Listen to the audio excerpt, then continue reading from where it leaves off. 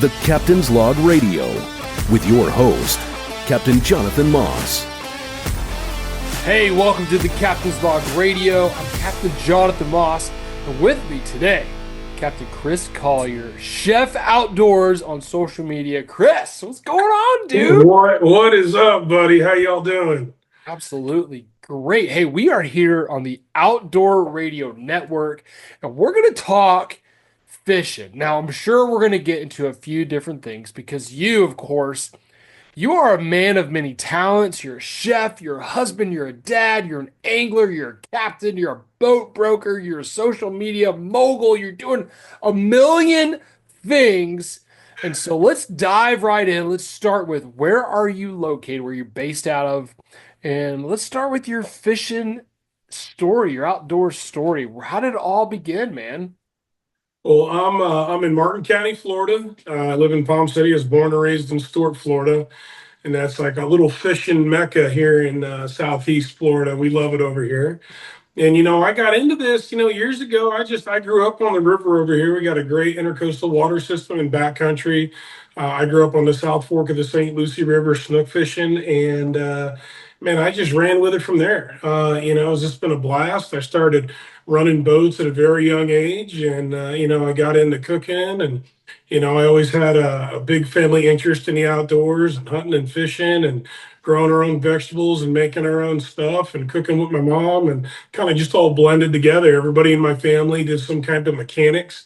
My dad worked in aerospace, and my brother-in-law's in aerospace. My brother's a marine mechanic. My uncles are in aerospace. We were just all a bunch of mechanical people, and it just kind of came full circle between running boats and cooking and fixing stuff. So it just became a whole party over here. That's awesome, man. What a way to grow up, dude. I absolutely love it. And where you're located there in the Martin County area, Stewart, Jensen Beach, Palm City, that's some of my favorite places. Every time I visit, whether I'm going to go to see my friends at New Way Taxidermy or I'm going to DOA, checking in with Mark and with you, or going over to see Niels over at Danco. All those companies are based there in Stewart in that same area, and I absolutely love it. So it seems like every time I go and visit, I call my wife on the way home, and I'm like, "Can we move here? This is like the fishiest, sweetest little town. I absolutely love it, man. It Absolutely love is. There's just so much history here, I mean, it was like a farming, agricultural, fishing community, a it." real rich history in commercial fishing and boat building. Whitaker Boat Works, one of the original sport fish, was developed here. It was always known as the sailfish capital of the world. People traveled from all over, and our snook fishery is second to none. We are the home of the big snook, so people just come here to catch big snook. Yeah, yeah. Well, snook fishing is what got me introduced to DOA. I was a little kid. We were fishing in Sanibel Island, and I saw these DOA shrimp, and I told my dad, I was like, Pops, we got to try those lures. We got snook under these docks at our hotel. We're seeing snook on the beach. I bet you these DOA shrimp are gonna just absolutely crush it. And it was the snook that got it all started with me with DOA as a little kid. Starting with that gold shrimp, man. Yeah. And so to think about what you guys have there, this snook over my shoulder was caught there right in the inlet there right out of we were in Jensen Beach. We went out of the Sandsprit. So it's such a wonderful place. You mentioned sailfish. My first sailfish, I'd hooked several growing up, and getting out on the water with Captain Mark Daddario. We hooked several. One day we were fishing with him, um, but I never landed one. I never put my hands on one. And the first one was there in Stewart, was there in Martin County in the Treasure Coast. If you're not familiar with the geography of the state of Florida, when I talk to clients from all over the country and they're like, "Oh yeah, we're from this part of the state," and yada yada, I'm like, I have no idea. So if you're not familiar with the geography of state of Florida, the Treasure Coast in Mount Martin County is the southern end of the East Central Florida region. So just a couple hours south of me here in Orlando. But you mentioned the rivers there. The Indian River Lagoon, where I guide is the northern end of the Indian River Lagoon, but where Captain Chris is at, or Chef Outdoors is at, is the southern end of the lagoon. And you'd when you think about it, the lagoon system is such a diverse fishery. There are Huge. you mentioned how great of a fishery it is, an estuary it is for snook, but there is so much going on. Can you touch on for just a second the different species in your area? From fishing offshore, inshore, nearshore, freshwater. What all can you do in your area? There's everything, and I think that's what really makes it unique. Is we have an extensive river system that goes into backcountry. We got the intercoastal waterway with the Indian River Lagoon, and then we got the Gulf Stream and the Atlantic right here. So I always tell people this is one of the few places we can go offshore, catch a sailfish, catch a dolphin, do some snapper fishing, come inshore, maybe catch a tarpon, catch a snook, catch a trout, right, and head right back into the river system. And Martin County goes all the way to Lake Okeechobee and is connected by freshwater waterways. So we can get speckled perch, brim, bluegill, and largemouth bass. I mean, it's such an amazing place with such a diverse availability to fish so many different things. So from tarpon to dolphin to snook to tarpon to bass, we got it all. You know, you hear about, Isla Morada is the sport fish capital of the world, and people talk about how you can go offshore and catch a sailfish and swordfish, and then you come inshore and catch a bonefish and tarpon, but you can't do the freshwater stuff like you're Yeah, talking about all in one day, all there. So that makes it very, very unique and very, very special. Tell me about we're going to bounce around a little bit on this one because I want to get more. I'm going to dive more. We'll probably do that on the second segment. I want to dive into Snook later on and how you like to target because Snook just holds a special place in my heart. But let's switch gears a little bit to the chef side of it. How did yeah, you get into the cooking? Tell me about your background there because, those are two of my favorite things. I love to right. fish and I love to eat, and I really do enjoy cooking as well. Every once in a while, I'll post it on my Instagram story, me cooking outside for the family. I had the day off today and made some burgers. We did smash burgers for the family. That's one of my favorite things to cook. So So good. tell me, how did you get into the cooking side? Well, I had really great parents. I had, dad had taught me a lot about the outdoors and mechanics and fishing, and I had a great mom. And we made everything at home. My mom was a great cook. We made pies and jellies, and heck, we made root beer, and we learned how to make Really? sauerkraut and stuff like that. We would just do all kinds of crazy stuff. And we have these wild grapes to grow in the woods down here, and we'd go out and pick wild grapes and make jellies and syrups from them and stuff. And Mm, the neighbors would have like carambola, star fruit trees, and I'd be climbing up them as a kid, filling up 5 gallon buckets and making preserves and stuff at the house. And it just kind of spawned off of that. mm, I had some good schools and classes and cooking and had some great teachers. They're like, wow, you're really good at this. You want a job? I can get you a job so you can learn more. Took a job at some local restaurants, and one of my managers, he's like, hey, I'd get you a free education. And I'm like, wow, that would be wow, great. And that's the awesome. business ended up paying for my whole culinary education. I spent like 4 years doing culinary arts, business management. And it's just history from there. And geez, I've been doing it. I think I started when I was like 16. So that's just like Wow. lifelong pursuit. I was like, I'm gonna be a boat captain. That's all I ever wanted to do. And I'm happy I did that too, because I would have hate to have lost that. But great because I get to have fun with all my passions. So it's a great thing to share with people. And cooking's great because that's how I love to learn about people. I love to learn about people and their cultures and where they come from by what they eat. And it's Mm, always the best way to introduce yourself and get to know new people. So yeah, yeah. I've had the privilege of traveling. In college, I traveled all over the world. A lot of mission trips with my church. I smuggled Bibles. Oh, I probably shouldn't tell this part, but I smuggled Bibles into a country one time. I'm not going to go into detail. I love doing illegal things for Jesus. Like that was awesome. there you But go. one of my favorite things about traveling all over the world was experiencing the food, trying new foods. I was in It a was. country where and again, I'm going to be vague on this because it was illegal activities, but I was in a We've got country them, where, folks. Come find them. right? I had a laminated card that had like 10 different items like you get at a restaurant in their language. And Hmm. then on the other side, it was the same 10 items in English. And you'd walk into a restaurant and they'd look at you and you'd be like the only white guy, the only Westerner, you Western, yeah, know? there you go. Yeah, he was And Western. that's probably the more politically correct way to say it. And they'd look at you funny and you'd be like, I'll take number four. Can you make me that? And they'd be like, whoa, whatever they'd say, and then that's what they'd bring you and you'd hope it would be good. And man, I loved that. I spent a lot of time in Malaysia trying new foods. I remember one time, dude, we were in Malaysia and we didn't speak the Malay. We were at a restaurant and the guy we were working with, he ordered all the food for us. But when we walked in the restaurant, they had this beautiful fish tank, and I love I aquariums. love fish tanks. Yeah. Yeah. So I'm admiring all of these beautiful, beautiful fish. And then we sit down and they order food for us, and then they bring us out all this fish. And I looked at the fish on my plate, and I turned and looked at the aquarium, and I was like, wait a minute. And the aquarium was empty. It was empty, bro.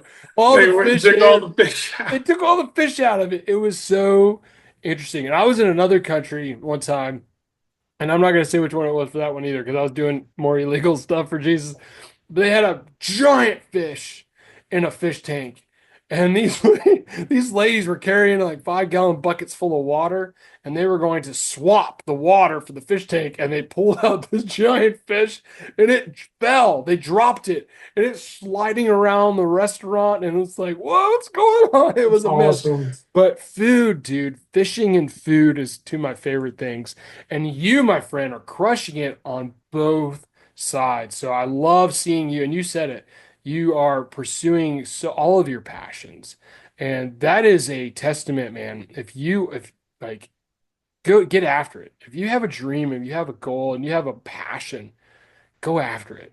And if you can make a living doing that, man, that's awesome, dude. Absolutely awesome. Life's an adventure. We got to live it. But we got so much more to dive into, especially diving into the fishing side there in Stewart and Martin County.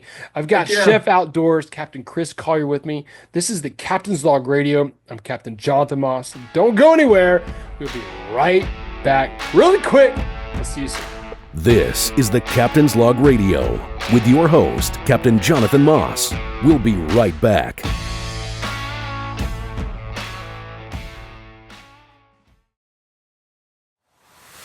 Welcome back to the Captain's Log Radio with your host, Captain Jonathan Moss. Hey, welcome back to the Captain's Log Radio. I'm Captain Jonathan Moss, and I'm fired up, man. I've got a good friend of mine with me today, Captain Chris Collier, Chef Outdoors on social media. But before we continue, you already know, I'm so excited to always get messages and DMs and see the fish that you're catching. I want to connect with you more. So make sure, if you're not already, you're following on all the social medias at the Captain's Log TV, Instagram, Facebook, YouTube. Get on YouTube, hit that bell, hit subscribe. Make sure you're getting all the up-to-date content that we're putting out. Season 7, we're filming Season 7 right now. It's going to come out in April, so you want to make sure that you're connected with that on YouTube. So at the Captain's Log TV on all the socials, Instagram, Facebook, and YouTube are the three main ones that we use. All right, Chris, let's Yes, talk sir. snook fishing. You had mentioned in that first segment. I love snook biggest fishing. Yeah, the biggest snook around are in Stewart. That snook behind me, I caught in Stewart. I have a 2024 up here in the Mosquito Lagoon, northern end of the Indian River Lagoon, was the year of the snook. I mean, we've had fish kills because of cold weather, Right. and we lost a lot of our snook. I remember one year, and this is 10 years ago or so, I launched my boat and there was dead snook everywhere because of all the cold. Snook are a tropical fish. Snook are not cold hardy. They like warm water. Yeah. So to see these snook this year and so many of them, man, what a blessing to have these fish back. But you guys, there in Martin County are, I mean, just a breeding ground for some unbelievable fish. We got Uh, big and, and fish. Yeah. and I'm sure this is a fish you have been chasing since you were a kid. Yeah. Uh, You know, tell if me, you grew up in this area, Martin County, the Southeast Florida region, snook fishing is a cult down here. yeah, If you ain't snook fishing, you ain't fishing. right. Okay. That's just how it is growing up. It's a literal cult, and it still is. It's a very devout group of people who strategically target these fish nonstop. And we have a great region for it. We have a great estuary, the South Fork of the St. Lucie River, the North Fork, the Indian River, the good bait that flows through everything up here. We got a lot of really big, fat, healthy fish, and we seem to produce a lot larger fish than all the other regions. It's just something we chase after. They have still big spawns in the inlets and near the beaches. There's a lot of pre-spawn movement back in the rivers. It's a great fish. We have a lot of structure, a lot of bridges, a lot of oyster beds. That these fish all hang on, and they're a blast. They really are. We got all subspecies here that are found in Florida. We got the tarpon snook, the sword spine snook, the fat snook and the common snook, all locally. You can catch all of them here, which is a Yeah, treat. Heck, we even caught all of them in the same day sometimes, and that's yeah, that's yeah. amazing. Yeah, when we were filming with Mark, we caught some tarpon snook, and Yeah. those were the first I'd ever seen, in person. The first I'd ever caught, which is very, very cool. Tell me, what is your, if you had to focus in, what are we doing to target these fish? What kind of lure? What kind of rod reel setups? What is your go-to if someone is brand new to snook fishing and they wanted to get it dialed in, they wanted to go catch their first? What are your recommendations? Well, there's a lot of conflict about that. There's a lot of that cult following is like a swim bait fishery. Um, Guys like to work bridges, seawalls, inlet passes with large swim baits. DOA. We make a nice, the original swim bait I call it. It's a DOA bait buster. That's one of the all-time best snook lures, one of the all-time best tarpon lures. Really good for working all those inlet passes and structure far as rod and reels, the guys that have, you think about your situation you're fishing in. If I'm fishing for big fish around heavy structure, like a bridge, okay, I'm going to want a heavier setup. A lot of those guys are going to be throwing like 5 or 6,000 series reel with like 30-pound braid, maybe 40, 50-pound leader. If we're fishing out into the river system a lot more, they're fishing more of like maybe a 3,000 series reel with like 10 to 15-pound test line and 20 to 30-pound test leader. Those fish have a lot more room to run. You can use the drag a lot more. Yeah. Now, where I do most of my fishing is back in the South Fork of the St. Lucie River, and it's a little hybrid of both. We have a lot of fallen timber, so there's a Mm, lot of trees laid up, lots of trees mm, laid up. But there's also a lot of river. So I tend to fall in between on my setups. I actually will run like a 4,000 series reel, maybe like a 20-pound test braided line, and a 30 to 40-pound test leader, depending on how heavy a structure I'm fishing. And what I really love to fish in that back there is a DOA shrimp. A DOA mm. shrimp is such a catch-all bait. Everything eats a shrimp. And in the South Fork of St. Lucie, we have very large, like freshwater prawns, even some crawfish sometimes that come through the spillways. And those Mm. snook back there are very accustomed to feeding on shrimp in the waterway, and they just love the DOA shrimp. And I literally just pick shorelines, fallen timber, and they're a blast to catch them. And they're a lot of fun. You can get them, and when you're pitching structure like that, it's almost like largemouth bass fishing. You're Oh yeah. pitching it up or some heavy timber, you twitch, and they're coming out blasting it, and you got to rip them out real fast. And man, it's exhilarating and it's a blast. And late spring they start a pre-spawn migration, and you can really see them. Even in the tannic water, get up a little high, get a good afternoon high sun, and you'll see big 30-plus inch snook just cruising. Mm, You can mm. sight fish, and it's an absolute blast. Yeah. So if you're not familiar with snook, snook are a lot like a bass. They like getting in structure. So fallen timbers, mangroves. If you got mangroves around the shoreline, the root system of mangroves, dock pilings, bridges, rocks.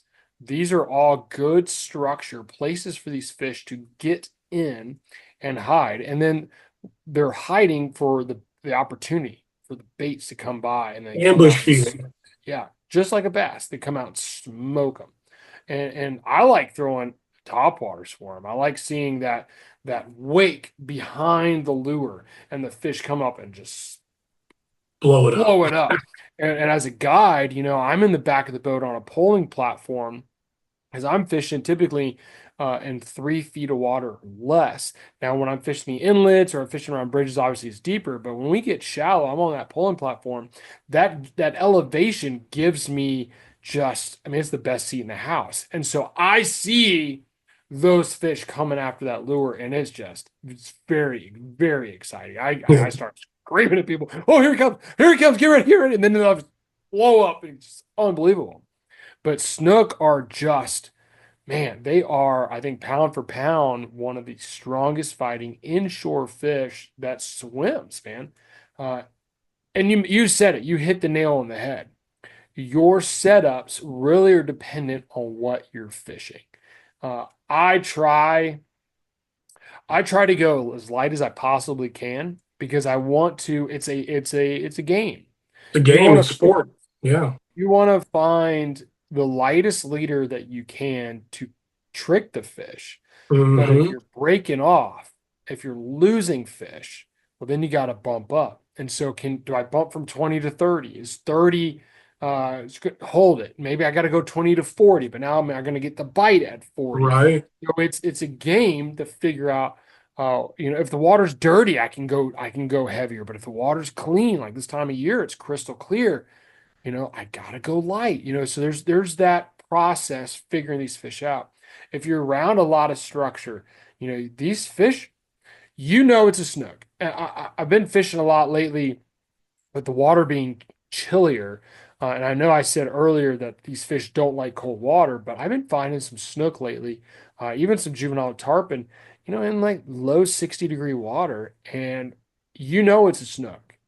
It's a snook. We've been catching a ton of trout. The trout will come out of the mangroves, or the trout are sitting on this edge of this trough, and then they eat it and they go back down, but they don't go in.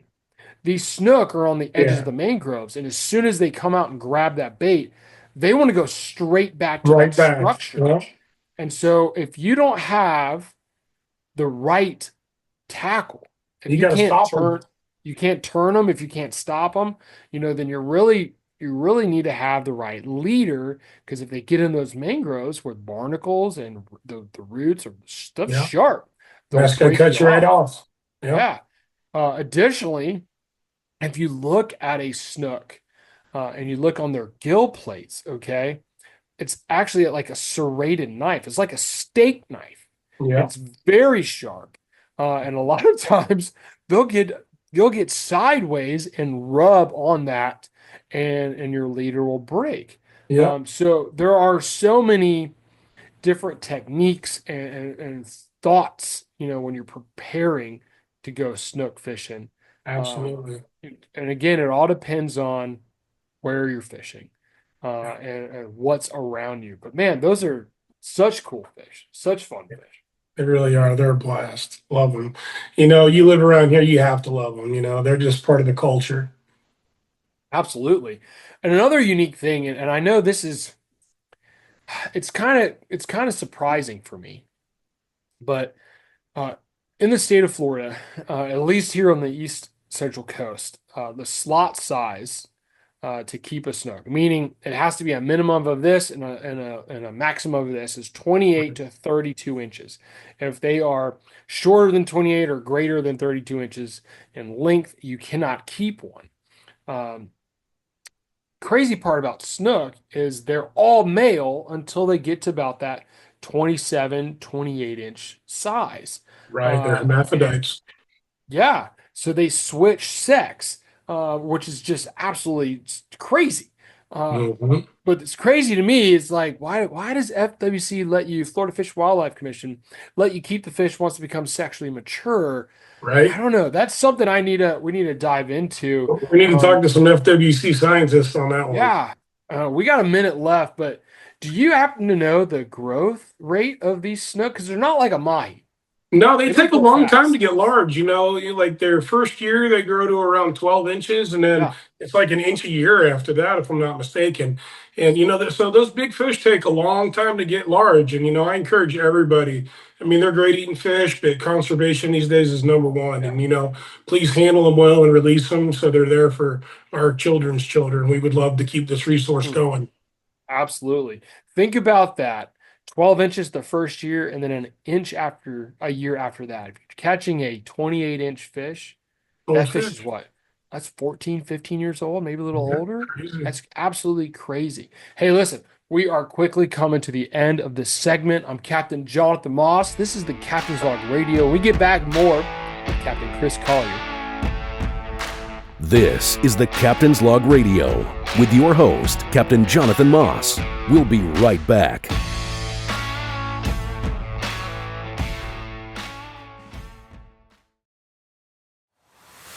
Welcome back to the Captain's Log Radio with your host, Captain Jonathan Moss. Hey, welcome back to the Captain's Log Radio. I'm Captain Jonathan Moss. I have Captain Chris Collier with me today, Chef Outdoors on social media. And Chris, I am very fortunate to have you as a friend. We met a long time ago through the Danco family. And then later on, we stayed connected, obviously, and then you jumped over to DOA, and we've been doing a lot together with DOA. So doing the collabs with both Danco and DOA has been great, man. I tell you, being a part of both of those companies, it's like family. Great They are. people over at Danco, great people over at DOA. And I mentioned it earlier, I've been throwing DOAs since I was a kid. All started with Yeah. that shrimp. And Yep. one of my favorite lures Yeah. is the DOA cow, the 3-inch shad tail. I honestly believe that I've caught more fish. More fish have been caught on my boat with that lure Such a um, great bait. than anything else, man. Such a great bait. It can be fished in a variety of different ways. I typically rig it weedless with a 3/0 owner 1/8 twist lock hook, but sometimes I'll throw a 1/4 ounce DOA jig head on it.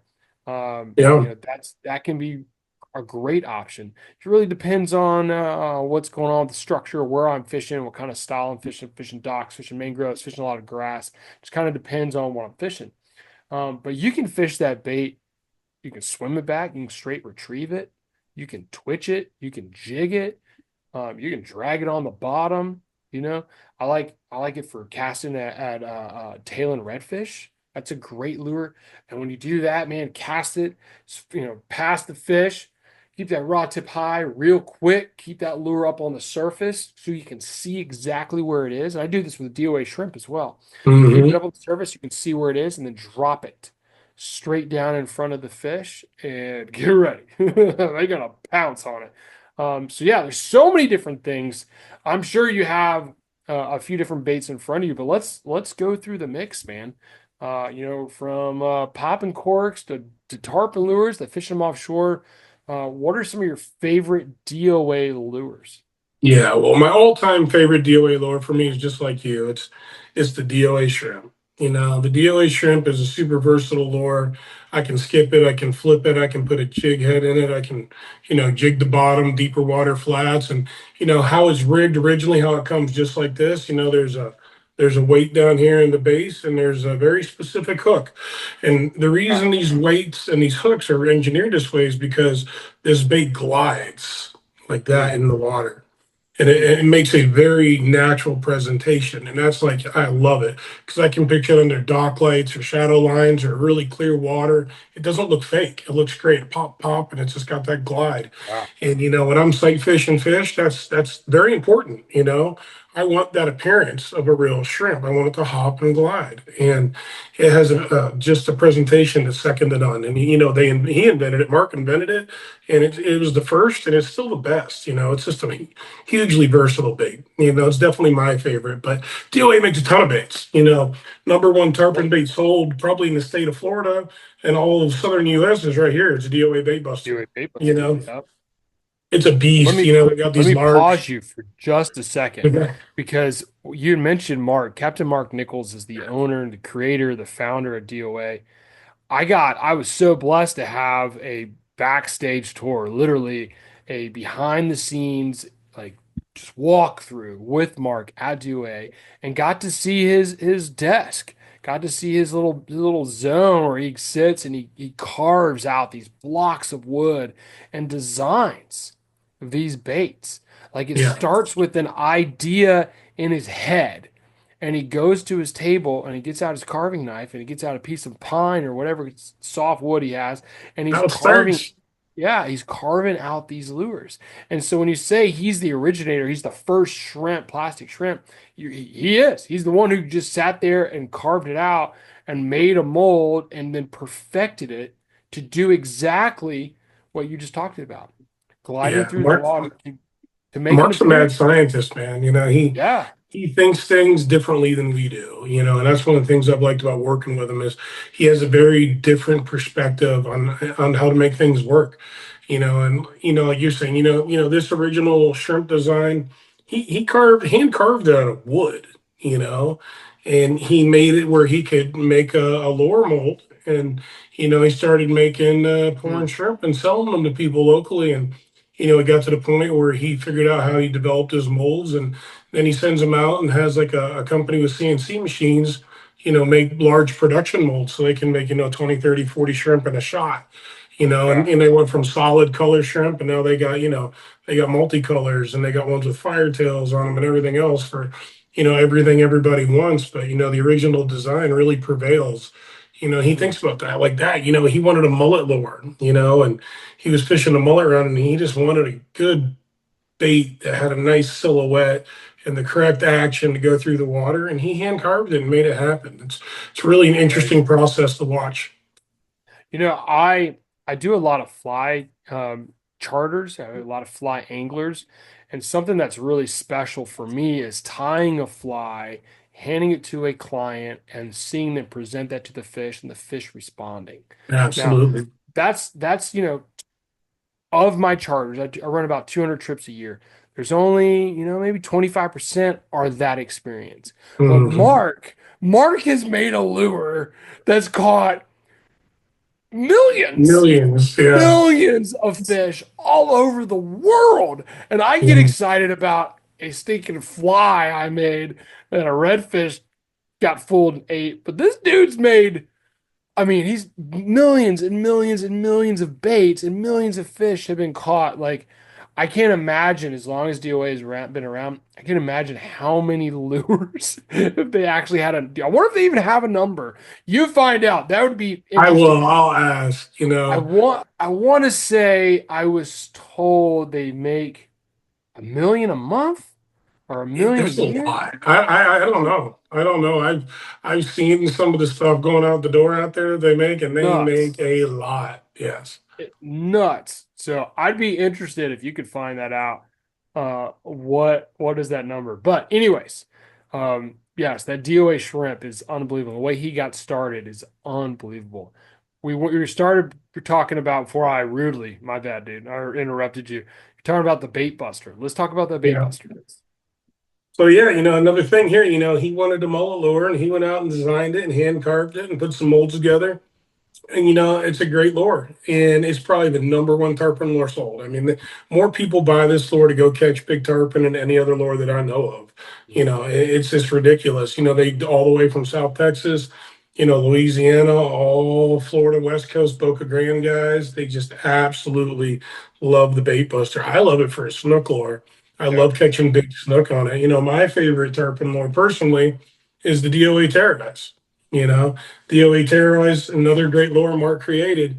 And, it's a very interesting lure. It has a very tail tight little wobble on it when you swim it. And man, I catch more tarpon on this lure than any other lure in my arsenal. Like I absolutely Wow. slay the tarpon on this lure. Um, And, and it's tarpon time, so y'all get ready and stock up because they're going to be flying off the shelves because these things are just tarpon slayers. and the cool thing is there's so many different colors Yeah, It's not just crazy one amount of pattern. colors. If you're fishing really dark water and you want a dark bait, or you want something white, or you want it ain't chartreuse, it ain't no use. You want some chartreuse in it. I mean, there are Yep, so many different variations of colors and styles that you can pick from. There are different sizes for the shrimp and yep. for the terrorize. Man, the shrimp, well, we got a 2 inch shrimp, a 2.7 inch shrimp, a 3 inch shrimp, a 4 inch shrimp, and a 6 inch shrimp. That six Yeah, inch shrimp looks like a baby lobster. yeah. And that's hilarious. Yeah, man. And you mentioned those jumbo prawns up on the northern end Oh, of yeah, the man. river. So, matching the hatch and figuring out what these fish want, and then having a variety of different sizes to pick to, fantastic.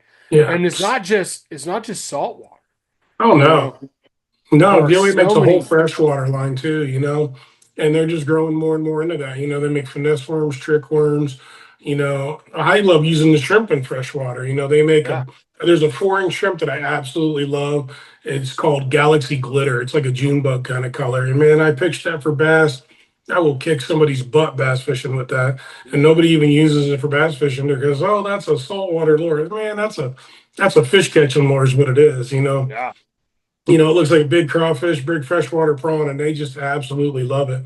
But in addition to that, even like the shad tail, the 3 inch shad tails, man, everybody buys those and bass fishes with them all the time. And yeah. DOA made a 4 inch shad tail, big old, nice 4 inch shad tail swim bait. It looks like a big wild shiner. And man, they are absolutely just knock the heck out of the bass. They're Yeah. absolutely wonderful.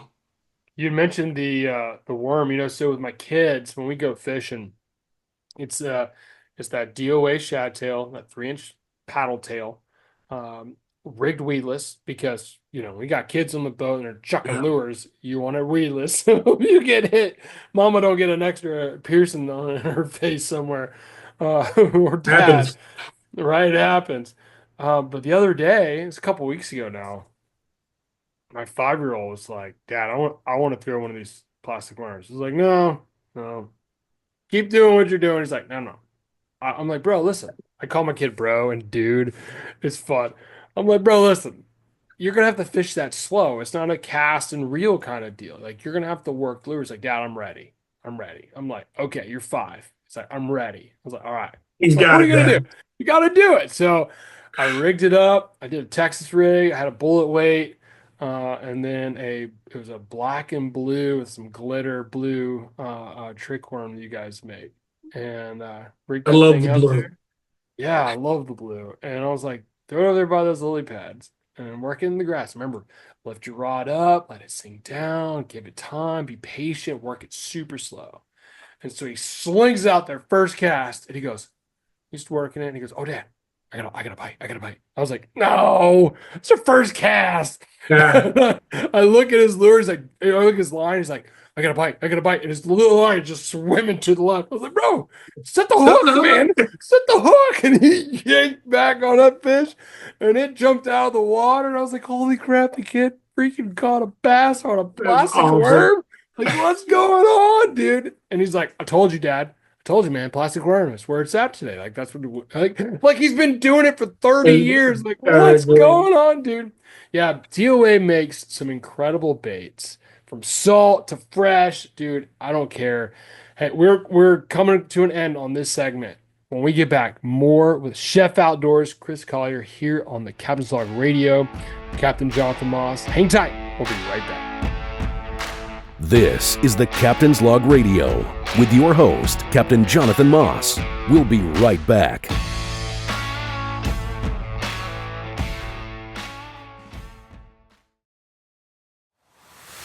Welcome back to the Captain's Log Radio with your host, Captain Jonathan Moss. Hey, welcome back to the Captain's Log Radio. I'm Captain Jonathan Moss. I have Captain Chris Collier with me today.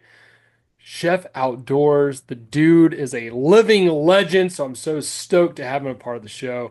As we mentioned in the last segment, Chris and I got to meet because of Danco and DOA, and we just had a great discussion of the different baits over at DOA. And I want to talk a little bit about Danco. But before we do, let's finish up one lure we didn't talk about that DOA makes. And it's a lure that's not super popular. I think people use it like in the closet. Like I think it's a quiet, like because it's so good. But it's not something you hear about here a lot in the state of Florida. You were just in Texas. You were just at the Houston Fishing Show. This Yeah, lure is huge in Texas. they Okay. love it. Go a little bit further east, Louisiana. Huge, I mean, huge in Louisiana, Louisiana. everybody, Up in the everybody loves Carolinas, up in it. Georgia. Okay. There are even guys who are trying to mimic this lure with a fly, but it ain't like the original. Okay. And I'm talking about a popping cork. Now, DOA has what they call the deadly combo, and it's a popping cork, which is a float, an orange cork of float that slides on a piece of aluminum or tin or whatever that material. I think it's aluminum. Like a Um, copper wire or something like yeah, that. some Yeah. kind of wire, okay? Hmm. And on the bottom side, and that's how you know how to rig it correctly, there's a weight. And then you attach to that, below that where the weight would stop, there's a little loop out of that wire where you can add some leader material. I'd prefer to use fluorocarbon. I get about 2 foot section, depending on the depth of water I'm fishing. And you can put a DOA shrimp on the bottom of it. You could also, I've seen guys do it with flukes, so the split tail Yeah, they do the split soft tails, jerk. 5 inch Yeah, swim bait, the shrimp. They yeah. do it with all of them. The swim baits are also another bait I've seen this done with. I prefer the DOA shrimp with the J hook, the way it's rigged from the package from DOA. And I remember I had a client. And this drives me nuts. Like if you're in a boat and you're fishing in this particular area, you had to be in a boat and you throw your lure in the bushes, go get it. Like don't be lazy. Like you paid money for that thing. But there was a popping cork in a deadly combo in the bushes, in the mangroves. And I saw it and I was like, I'm gonna go get this thing. And my client's like, what is it? I've never seen that before. I think he was from like Minnesota or Michigan or something. And I was like, oh man, this is one of my favorite lures. It's not popular in Florida because people are crazy. It's popular all over the Southeast. But I got it, I rigged it up, and I knew because we were fishing for trout. I knew there was trout around. I knew this bait with fluid would work. So I tied it on, I rigged it up, I threw it out there, pop, pop, click, let it sit. Pop, pop, let it sit. And then whoop, there goes the cork goes underwater. And I was like, got him. And he's like looking at me like, holy crap, man. We just got that lure out of the bushes. And he wanted to try and gave it him a shot. It's a great bait. Now, the reason it's so good, when you are popping that cork, hence the name popping cork, this float is going to go from vertical to horizontal and slide down that wire and click. I wish I could make a Hmm. better sound, but it clicks. And then you think about attached to that bottom of that wire is your leader with a DOA shrimp underneath it. And that shrimp, when you pop it, is going to jolt up and then it's going to fall. So really it's important that you pause and you give it a couple of seconds. That float will go from being horizontal back to vertical. And then that shrimp is going to be sinking. And a lot of times, all the time, every time, they hit it on the pause. They hit it on the Yeah. fall. And so that's everything goes under. It's like, man, it's like bluegill fishing when you're a kid and you're fishing off a dock and you're using bread balls in a little float. Like that's what it's nostalgic Yeah. for me. And that's It's what I love about it. But that clicking sound is very similar. It's very natural to how a real shrimp, like not an artificial shrimp, but like a real shrimp swims. They yeah. kick their tail against their body to propel themselves and they go backwards. So when the fish hears that sound that is very similar to what they're used to hearing, gets their attention, and then they see the shrimp go up in the air from you popping it, not up in the air, but up in the water column, and then they see it dropping. Oh man, that is such a natural presentation. And that's why they call it the DOA deadly combo. It is a killer bait. Redfish, trout, snook. I've caught mangrove snapper doing it. Black drum, like it will catch fish. It It will brings catch the fish. fish in, man. It calls them and they come to it. You want to bring fish to you on a flat or something, you start chugging that popping cork and clacking it, and it just brings them in. It's like ringing a dinner Oh, bell. Absolutely. So that's another lure we didn't touch on the last segment, but that is a great lure. Pressure salt, the commotion. I really believe that correct commotion can draw in fish. You hook a fish. Think about when you're mahi fishing.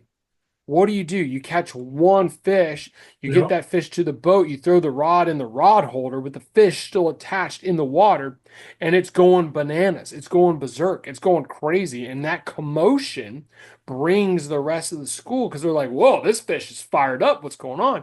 You get a handful of baits and you sling it out, and that whole school will come right to you and stay to you because that commotion from that first fish. I really believe that same thing happens in freshwater and saltwater. Commotion, correct commotion will bring fish. It will attract fish. They're going to be curious. Now, if you're out there like stomping around on your boat and jumping off your boat in the water, that's the wrong commotion. But The wrong commotion. the That's right it. sounds That will might be bring. your new T-shirt, man. Correct Yeah. commotion brings fish. We'll patent that and slap it on a sticker. That's what I was But saying. yeah, dude, so many different options for lures and baits, fresh and salt coming out of DOA. We originally met because of Danco, and Yeah. Danco is the other side of it. Where you have DOA has a bunch of lures, Danco has a bunch of fishing accessories, tools. Yep. And I'm all about having the right tool for the job. And my dad, you mentioned you guys are mechanics. That's about having the right tool for the job. Yep. And I Absolutely. absolutely love having tools. Whenever I do a job around the house, it's like, I don't got that tool, baby. I'm going to go to the store and get me a new tool. And she's like, yeah, you just wanted an excuse to go to the store and buy some more tools. But Exactly.